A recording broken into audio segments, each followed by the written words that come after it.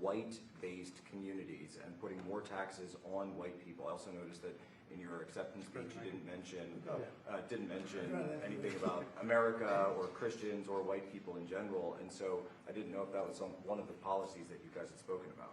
We focused on affordability. We focused on the cost of living crisis. What I will say is that I am very much interested in property tax reform, because what we see right now in New York City is a system that is so inequitable that it can't even stand up in court. And the President and I spoke about the importance of not only building more housing, but also making sure that regulation of housing is something that is manageable to actually get through and not the cause of yet another weight that we see in our city. To be clear, you're continuing this idea of race-based property taxes. No, to be very clear, that's what you said. No, the use of the term was a description of neighborhoods, not a description of intent.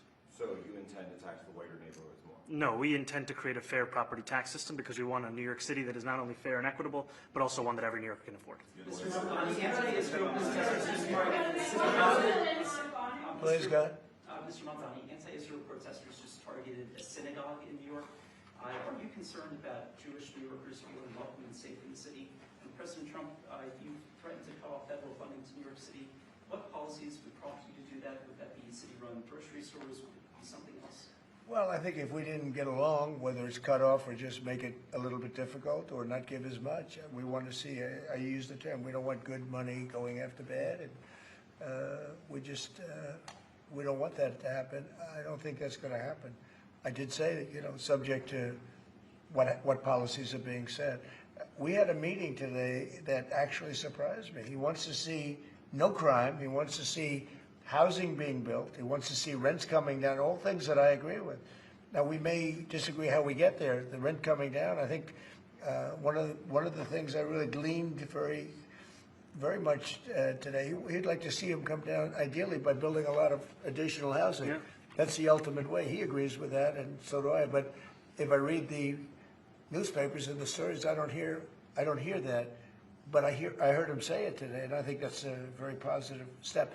No, I don't expect. I expect to be helping him, not hurting him. A big help, because I want New York City to be great. Look, I love New York City. It's where I come from. I spent a lot of years there. Now I'm right here. We took a big setback with the mayor that we had, Dave de Blasio. I thought it was a tremendous setback for the city. I think this mayor can do some things that are going to be really great. Mr. President, Mr. President. Okay, how about you? Go ahead, please. You're a billionaire. You have a different address nowadays than you used to, but you used to call New York City home. Would you feel comfortable living in New York City under a Mamdani administration? Yeah, I would. I really would. Especially after the meeting. Absolutely. What makes you comfortable? We agree on a lot more than I would have thought. I think I want him to do a great job, and we'll help him do a great job. He may have different views, but in many ways, we were discussing when Bernie Sanders was out of the race, I picked up a lot of his votes, and people had no idea, because he was strong on not getting ripped off in trade and lots of the things that I've practiced and been very successful on. Tariffs, a lot of things. Bernie Sanders and I agreed on much more than people thought. And when he was put out of the race, I think quite unfairly, if you want to know the truth, many of the Bernie Sanders voters voted for me. And I felt very comfortable, frankly, in seeing that and saying that. And, it just turned out to be a statistical truth. But no, I feel very comfortable. I would feel very, very comfortable being in New York, and I think much more so after the meeting. Yes, please. Thank you, Mr. President. I have a question for you, but a very quick one for Please. the mayor. Why did you fly here? Aren't trains greener? I'll use every form of transit, and I want to make sure that they're all affordable in New York City, and that's why making buses fast and free is a centerpiece of our campaign. There is a bus that goes. Well, but I know, but it'd be fluid. That's a lot quicker too. He's working very hard. For him to be, that's a very long drive. I'll stick up for you.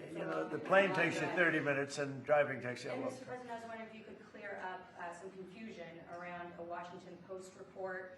There was this explosive report that the Coast Guard is no longer going to characterize swastikas and nooses as hate symbols.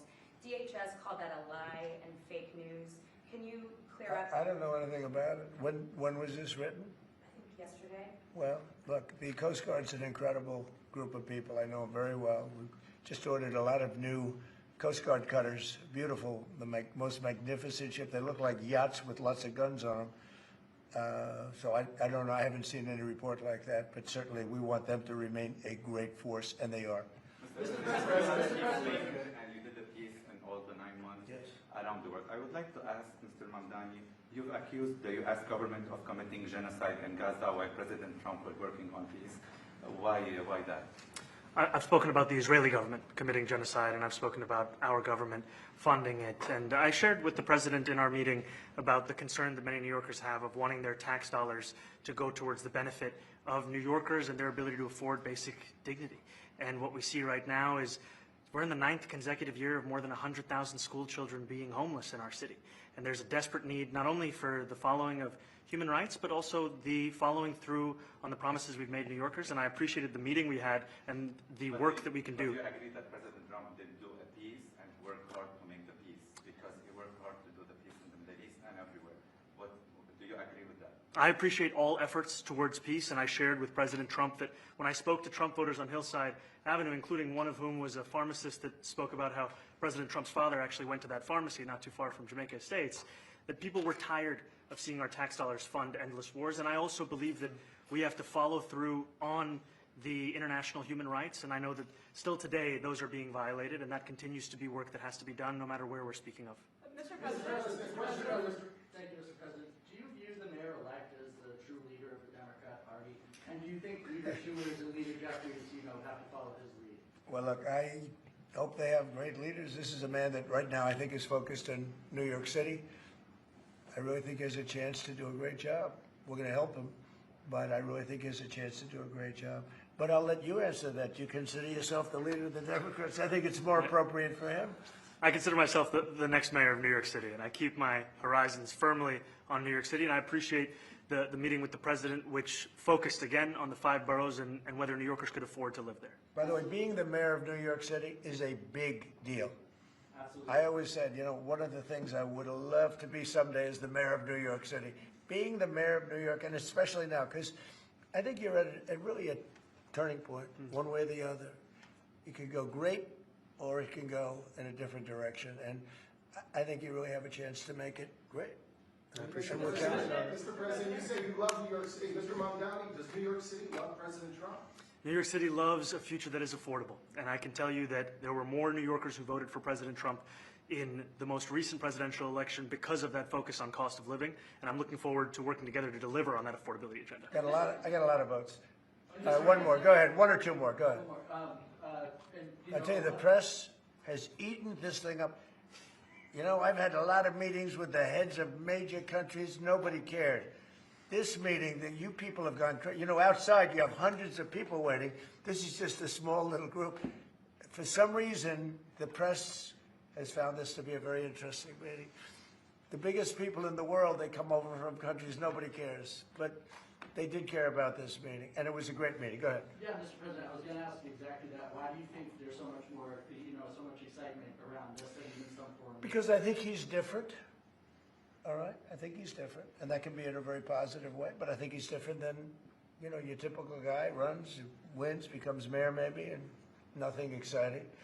Because he has a chance to really do something great for New York. New York is at a very critical point, and he does need the help of the federal government to really succeed. And we're going to be helping him, but he's different than your average candidate. He came out of nowhere. I said he has a great campaign manager standing over there. He came out of nowhere. What'd you start off at 1 or 2? And then I watched. I said, "Who is this guy?" He was at 1, then he was at 3, then he was at 5, then he was at 9, then he went up to 17. I said, that's getting a little bit interesting, right? And then all of a sudden he wins a primary that nobody expected he was going to win. It's a great tribute. I mean, it's an amazing thing that he did. And I'll just add one thing to what the president said. Is one thing I also appreciated is in our meeting to appreciate a portrait of FDR and the incredible work that was done with the New Deal, and also in thinking about what it can look like when the federal government and New York City government work together to deliver on affordability. It can be transformative. We have a great portrait of FDR that I found in the vaults. that was missing for years. I found it, and I put it up. He's a Democrat, to the best of my knowledge. He's a Democrat. And when the mayor saw that portrait, he said, "Sir, do you mind if I have a picture taken by that portrait?" It's an amazing portrait. I hope the picture comes out good. But it's an amazing portrait in the cabinet room. So he's a big fan of the New Deal, I guess, and of FDR. Yes, ma'am. Thank you, Mr. President. You said that you both spoke about crime. Yeah. There are many police officers set to come off the rolls at the end of this year in New York City. Are you going to allow those police to be replaced with police officers, actual cops? And are you going to require that that happens? Would there be some consequences? Well, I hope it happens, but again, that's going to be ultimately the mayor's decision. What's your answer? Is that I look forward to delivering public safety with the NYPD, and I've said over the course of our campaign that we have the number of police officers today. They are the ones that's budgeted about 35,000 headcount. And I think the key thing is that we have to make it easier for police to focus on police work, not ask them to respond to 200,000 mental health calls a year. So is that a reduction from what you're at right now? Are you committing to maintaining the same level of cops? I've committed over the course of the campaign to maintain the 35,000. That's the headcount that we had through the campaign.